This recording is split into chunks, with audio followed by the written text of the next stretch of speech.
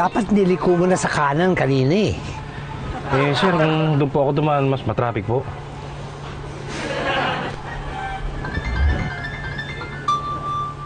What? Sir, nagre-ring yata yung cellphone nyo. Hindi akin yun. Eh, mukhang sa inyo po yun, sir, eh.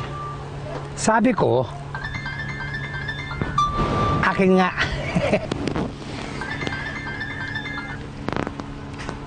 Hello? Nasa traffic eh. Nakakainis na nga eh. Hello? Bakit ka tumatawag?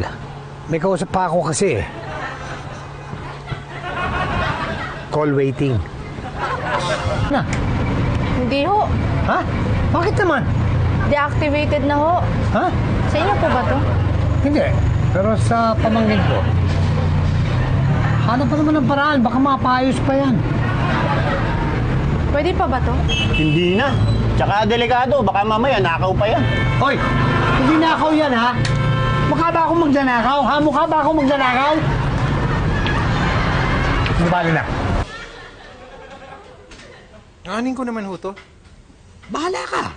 Ipagyabang mo na maganda ang cellphone mo. Eh, 1,000 pesos lang naman yan eh. Eh, ayoko ho. 500. Ayoko ho talaga eh. Isolin nyo na lang kaya yan. Hindi ko kilala may-ari eh. Dalhin nyo kayo sa may radio station. Doon ko kasi lagi narinig na sinusolin nila yung mga napupulot na cellphone. Oo nga, pero paano kung gagawin yun? Igagastos pa ako sa pamasahe. Hindi ho, nagbibigay ko sila na reward pag nasoli yung cellphone sa may-ari. Talaga? Anong radio station to ulit? Doon sa may DCBH ho, sa may Commonwealth lang. Malapit lang naman pala eh.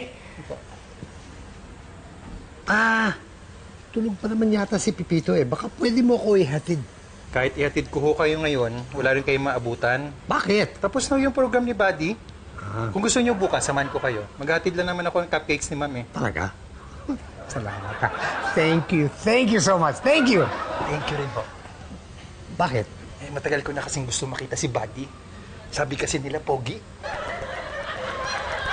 Bukas ho ah. Art! Kamusta ang tsura ko? Ang tsaka? Para kayong ewan? That's good. That's good. That's the point. I have to look poor. Mahirap? Eh, English kayo na English eh. Oo nga, no? Halika. Ang ganda si Buddy. Hello, miss. Magandang umaga. Ako po yung tumawag tungkol sa napulot kong cellphone. Ano hong pangalan nyo? Tomas. Tomas Jones. Nahanap na po namin yung may-ari. Parating na rin ho siya. Pakintay na lang po. Thank you. I mean, maraming salamat. Ang ibig ko sabihin thank you. Magandang umaga, kabady! Ito ang inyong lingkod, Buddy Torres, na maglilingkod sa inyo. Good news muna tayo. Isa na namang kabady natin ang nagsoli ng isang mamahaling cellphone, si Ginoong Tomas Diones. Magandang umaga po. Salamat. Anak niyo ba itong kasama niyo? Hindi ako, kaibigan ko po. Nagpasama lang po ako dito dahil hindi ko alam kung paano pumunta dito eh. At totoo nga lang wala akong masyadong alam eh. Ganun ba? Bueno, kasama rin ho natin ang may-ari ng cellphone, si Mr. Lopez. Magandang umaga po. Kabady, isoli mo na kay Mr. Lopez yung cellphone. Ito po. Ano masasabi natin, Mr. Lopez? Salamat na din, pero hindi ko na magagamit yung cellphone na to eh. Bakit? Pina-deactivate ko na kasi kala ko talaga hindi na masusoli sa akin.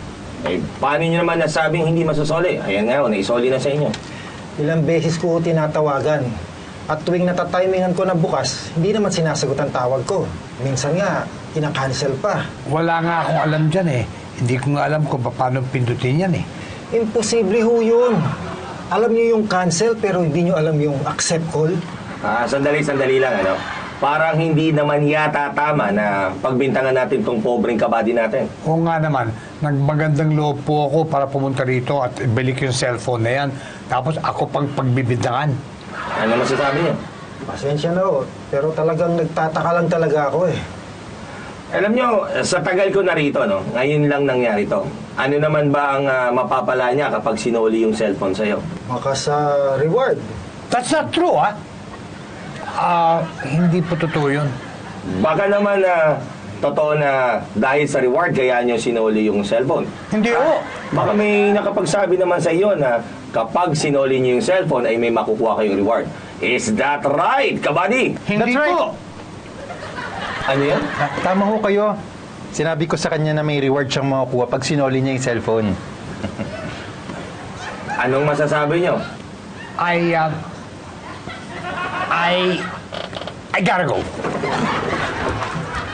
Mang Tommy!